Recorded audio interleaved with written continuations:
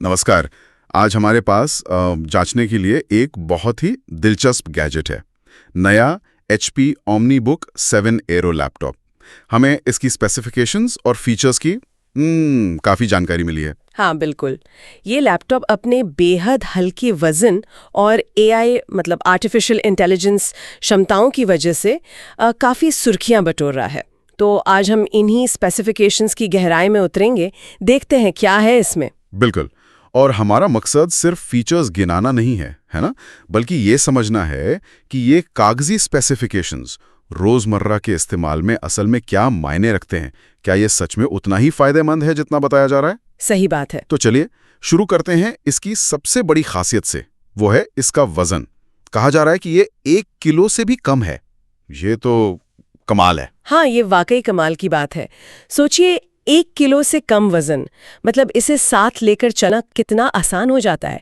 जैसे स्टूडेंट्स हैं, उनके लिए किताबों के साथ बैग में रखना, या फिर जो प्रोफेशनल्स हैं, उनके लिए बिजनेस ट्रिप्स पर ले जाना। हाँ बिल्कुल। कितना सुविधाजनक होगा ये तो। लगभग पानी की एक छोटी बोतल जितना भारी हुआ। सच में इतना हल्का? पर एक सवाल आता है मन में, क्या हल्केपन के चक्कर में इसकी मजबूती से कोई समझौता किया गया है? मतलब रोजमर्रा के इस्तेमाल में ये कितना टिकेगा? यहां बताया गया है कि इसमें रिसाइकल्ड मैग्नीशियम एल्यूमिनियम चैसीज का इस्तेमाल हुआ है। ये क्या चीज है? हाँ, ये अच्छा सवाल है। देखिए, मैग्नीशियम एल्यूमिनियम एलॉय का इस्तेमाल इसीलिए किया जाता है क्योंकि ये वजन में हल्का होने के साथ साथ काफी मजबूत भी होता है। अच्छा। तो उम्मीद तो यही है कि ये रोजमर्रा की हल्की फुल्की ठोकरें झेल लेगा। और एक और अच्छी बात है कि इसमें रिसाइकल्ड मटेरियल का इस्तेमाल हुआ है, तो ये पर्यावरण के लिहाज से भी थोड़ा बेहतर है। आपको वजन और मजबूती का एक अच्छा संतुलन मिलता है। ये तो बढ़िया बात है, मतलब हल्का भी और टिकाऊ भी। इसका रंग ग्लेशियर सिल्वर बताया गया है और डिजाइन भी काफी पतला रखा है। हाँ, पतला डिजाइन भी वो पोर्टेबिलिटी को और आसान बना देता है ना। बैग में कम जगह लेता है और दिखने में भी काफी प्रीमियम लगता है। ठीक है, तो ये हल्का है, पोर्टेबल है, दिखने में भी अच्छा है, पर क्या इसकी परफॉर्मेंस में कोई कमी रखी गई है? क्योंकि ये अक्सर हल्के लैपटॉप्स में ये होता है। इसे नेक्स्ट जेन AI PC कहा जा रहा है और इसमें AMD Ryzen AI 7350 प्रोसेसर है।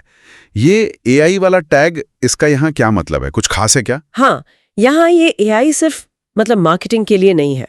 इस प्रोसेसर में खास हिस्सा है जिसे NPU कहते हैं, न्यूरल प्रोसेसिंग यूनिट। NPU? हाँ, और इसकी क्षमता 50 टॉप्स बताई गई है। अब ये टॉप्स वगैरह सुनने में टेक्निकल लगता है। हाँ, वही मैं पूछने वाला था। टॉप्स, NPU, ये आम यूजर के लिए, मतलब आज के समय में इसका क्या फायदा है? देखिए, इसका फायदा आज भी है और भविष्य में तो और बढ़ेगा। आज की बात करें तो ये NPU AI वाले काम, जैसे रियल टाइम में भाषा का अनुवाद करना हो, या वीडियो कॉल्स में बैकग्राउंड ब्लर करना, या तस्वीरों को बेहतर बनाना, ये सब काम ना मुख्य प्रोसेसर पर ज्यादा बोझ डाले बिना तेजी से कर सकता है। अच्छा। इससे लैपटॉप स्मूथ चलता है और बैटरी भी बचती है थोड़ी। ओके। और भविष्य के लिए आप कह रही थी? हाँ, भविष्य में जैसे जैसे सॉफ्टवेयर और एप्स AI का ज्यादा इस्तेमाल करेंगे, मान लीजिए स्मार्ट तरीके से आपके काम करने के पैटर्न को समझकर सिस्टम को ऑप्टिमाइज करना, तब ये NPU बहुत काम आएगा। तो मतलब ये लैपटॉप ना सिर्फ आज तेज है, बल्कि AI वाले भविष्य के लिए भी एक तरह से तैयार है। आपके रोज के काम शायद और भी स्मार्ट हो जाएं। ये तो दिलचस्प है। प्रोसेसर की बाकी खूबियां भी दमदार लग रही हैं। 8 कोर, 16 थ्रेड्स और 5 गीगाहर्ट्ज तक की स्पीड। ऊपर से 16 GB तेज रैम भी है। LPDDR5X 7500। तो इसका मतलब मल्टीटास्किंग तो मक्खन जैसी होनी चाहिए। बिल्कुल। 8 कोर और 16 थ्रेड्स का मतलब है कि ये एक साथ कई काम आराम से संभाल सकता है। आप चाहे कई सारे ब्राउजर टैब खोलें, वीडियो देखें, साथ में कोई डॉक्यूमेंट एडिट करें। 16 GB रैम के साथ ये सब स्मूथ चलना चाहिए। आजकल 16 GB रैम ज्यादातर कामों के लिए मतलब काफी अच्छी मानी जाती है। हाँ, 16 GB तो काफी है। और स्टोरेज, इसमें 512 GB PCI Gen 4 SSD है। क्या ये काफी है आजकल के हिसाब से? देखिए, 512 GB आजकल एक स्टैंडर्ड साइज बन गया है। ज्यादातर यूजर्स के लिए ये काफी होता है, ऑपरेटिंग सिस्टम रखने के लिए, जरूरी एप्स रखने के लिए और आपकी काफी सारी फाइल्स रखने के लिए। और ये PCI Gen 4 टेक्नोलॉजी है, इसका मतलब है कि ये बहुत तेज है। अच्छा, कितना तेज? मतलब विंडोज कुछ ही सेकंड में बूट होगा, एप्स जल्दी खुलेंगे, फाइल्स ट्रांसफर भी तेज होंगी। हाँ, अगर कोई बहुत ज़्यादा वीडियो एडिटिंग करता है या बहुत सारे हेवी गेम्स रखता है तो शायद उन्हें एक्सटर्नल स्टोरेज की ज़रूरत पड़े, पर आम यूज़ के लिए 512 GB ठीक रहता है। और ग्राफिक्स के लिए क्या है इसमें? कोई अलग से कार्ड है? गेमिंग कार्ड नहीं है, ये समझना ज़रूरी है। लेकिन रोज़मर्रा के काम, वीडियो स्ट्रीमिंग, हल्की फुल्की फ़ोटो एडिटिंग या फिर कैजुअल गेमिंग के लिए ये काफ़ी सक्षम है। इस तरह के पतले और हल्के लैपटॉप में आमतौर पर इंटीग्रेटेड ग्राफिक्स ही मिलते हैं। ठीक है, समझ गया। तो परफॉर्मेंस तो अच्छी लग रही है। अब इतनी तेज मशीन पर काम करने के लिए स्क्रीन भी अच्छी होनी चाहिए ना? ये 13.3 इंच की WQXJS स्क्रीन है, 2560x1600 रेजोल्यूशन। ये फुल HD से कितनी बेहतर है? हाँ, ये फुल HD यानी 1920x1080 से काफी शार्प है। सोचिए 13.3 इंच जैसी कॉम्पैक्ट स्क्रीन पर इतने ज्यादा पिक्सल, तो टेक्स्ट बहुत क्रिस्प दिखेगा और तस्वीरें ज्यादा डिटेल्ड नजर आएंगी। पढ़ने के लिए या बारीक डिटेल्स देखने के लिए ये बहुत अच्छा है। इसमें 400 निट्स ब्राइटनेस और एंटी ग्लेयर कोटिंग का भी जिक्र है। इसका क्या फायदा? 400 निट्स ब्राइटनेस, ये काफ़ी अच्छी है। इसका मतलब है कि अगर आप खिड़की के पास बैठे हैं या बाहर कहीं तेज रोशनी में काम कर रहे हैं तो भी स्क्रीन साफ दिखनी चाहिए। हाँ, ये तो बहुत काम आता है। और एंटी ग्लेयर कोटिंग स्क्रीन पर जो रिफ्लेक्शंस आते हैं ना, उनको कम करती है। इससे आंखों पर कम जोर पड़ता है, खासकर जब आप लंबे समय तक लैपटॉप इस्तेमाल करते हैं। और हाँ, इसमें IPS पैनल भी है, जिसका मतलब है कि आप साइड से भी स्क्रीन देखेंगे तो रंग फीके नहीं पड़ेंगे, व्यूइंग एंगल्स अच्छे होंगे। एक और बात नोटिस की मैंने, इसका एस्पेक्ट रेशियो 16:10 है। ज्यादातर लैपटॉप्स तो 16:9 होते हैं। इससे क्या फर्क पड़ता है? हाँ, ये 16:10 रेशियो ये आपको स्क्रीन पर थोड़ी ज्यादा वर्टिकल जगह देता है, ऊपर से नीचे। अच्छा। हाँ, ये वेब ब्राउजिंग करते समय या डॉक्यूमेंट्स पर काम करते समय बहुत काम आता है, क्योंकि आपको एक बार में ज्यादा कंटेंट दिखता है और नीचे स्क्रॉल कम करना पड़ता है। प्रोडक्टिविटी के कामों के लिए इसे अक्सर ज्यादा सुविधाजनक माना जाता है 16:9 के मुकाबले। ये तो अच्छी बात है, स्क्रीन तो बढ़िया लग रही है। अच्छा, अब इस पोर्टेबल मशीन को दूसरी डिवाइसेस से जोड़ने के लिए क्या ऑप्शंस हैं? मतलब पोर्ट्स के मामले में ये कैसा है? पोर्ट्स का सिलेक्शन काफ़ी प्रैक्टिकल लगता है। इसमें 2 आधुनिक USB Type-C पोर्ट है और ये दोनों ही तेज़ डेटा ट्रांसफ़र यानी 10 Gbps सपोर्ट करते हैं। लैपटॉप को चार्ज करने के काम आते हैं, जिसे पावर डिलीवरी कहते हैं, और इनसे आप एक्सटर्नल मॉनिटर भी कनेक्ट कर सकते हैं, डिस्प्ले पोर्ट आउटपुट।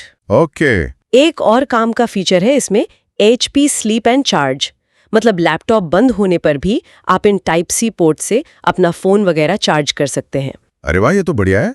और पुराने USB वाले डिवाइस जैसे पेन ड्राइव या माउस, उनके लिए जगह है? हाँ, उनके लिए 2 स्टैंडर्ड USB Type-A पोर्ट भी दिए गए हैं।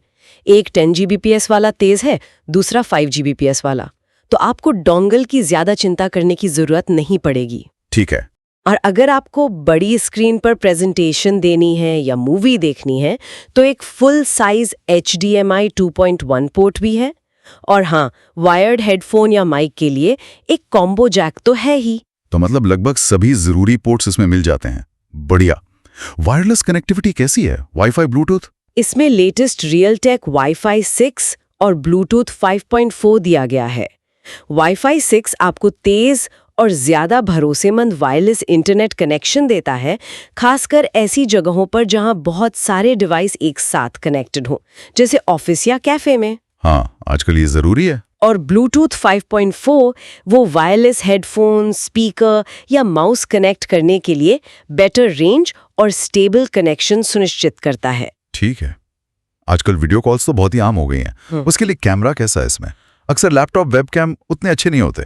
हाँ, ये बात सही है, लेकिन यहाँ एक अच्छी बात है। इसमें 5 मेगापिक्सल का IR कैमरा दिया गया है। 5 मेगापिक्सल लैपटॉप में? हाँ, ज्यादातर लैपटॉप में मिलने वाले 720p या 1MP वेबकैम के मुकाबले ये काफी ज्यादा रेजोल्यूशन है, तो आपकी वीडियो कॉल्स में इमेज क्वालिटी बेहतर और शार्प होनी चाहिए।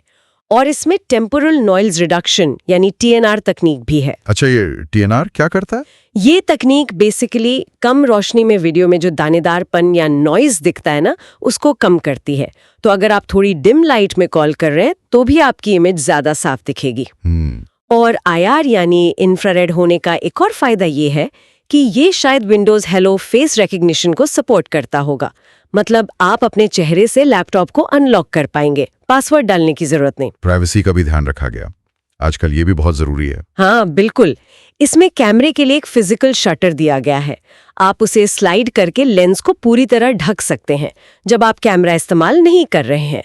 ये मन की शांति देता है। सही बात है। इसके अलावा आवाज के लिए ड्यूअल माइक्रोफोन एरे हैं जो आपकी आवाज को बेहतर तरीके से कैप्चर करने में मदद करते हैं, और एक डेडिकेटेड माइक म्यूट बटन भी है कीबोर्ड पर ही। ओके। और सुनने के लिए ऑडियो कैसा है, स्पीकर्स वगैरह? इसमें पॉली स्टूडियो के ड्यूअल स्पीकर्स हैं जिन्हें DTS-X अल्ट्रा और HP ऑडियो बूस्ट तकनीक का सपोर्ट मिला है। अब पॉली जो है वो ऑडियो कॉन्फ्रेंसिंग और प्रोफेशनल ऑडियो सॉल्यूशंस के लिए जानी जाती है, तो उम्मीद है कि आवाज साफ और संतुलित होगी। अच्छा।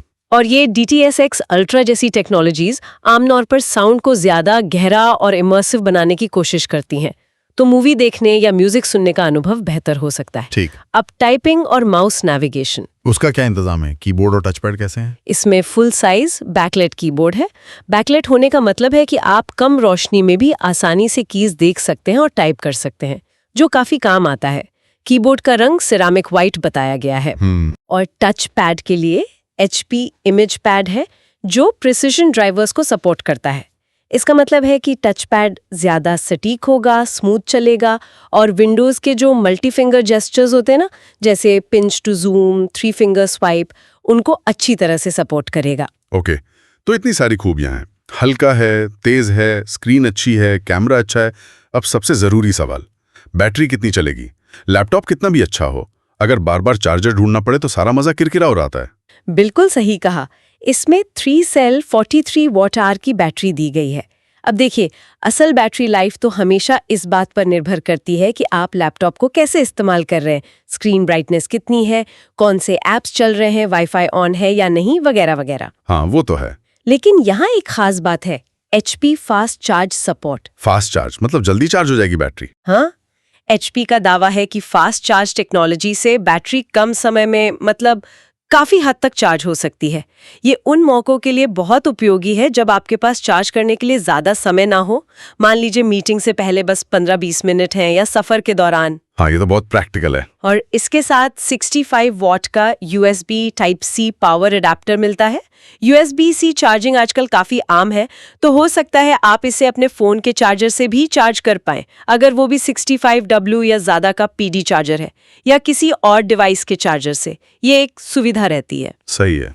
अच्छा, सॉफ्टवेयर के तौर पर इसमें क्या मिलता है? ऑपरेटिंग सिस्टम और बाकी एप्स? ये Windows 11 होम के साथ प्री इंस्टॉल्ड आता है।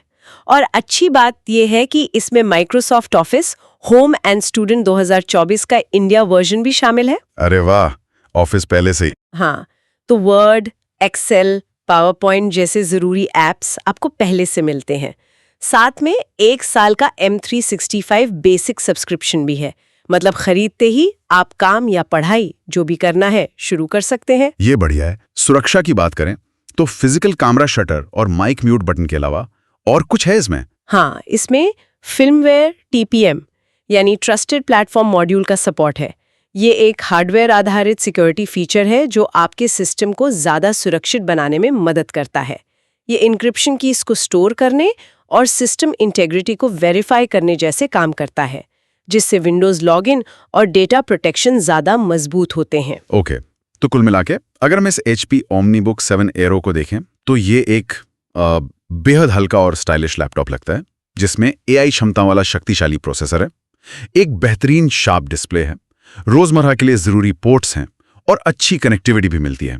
क्या ये सही सारांश है? हाँ, काफी हद तक ये उन लोगों के एक मजबूत दावेदार लगता है जिन्हें एक premium ultra portable Windows laptop चाहिए जो परफॉर्मेंस भी अच्छी दे।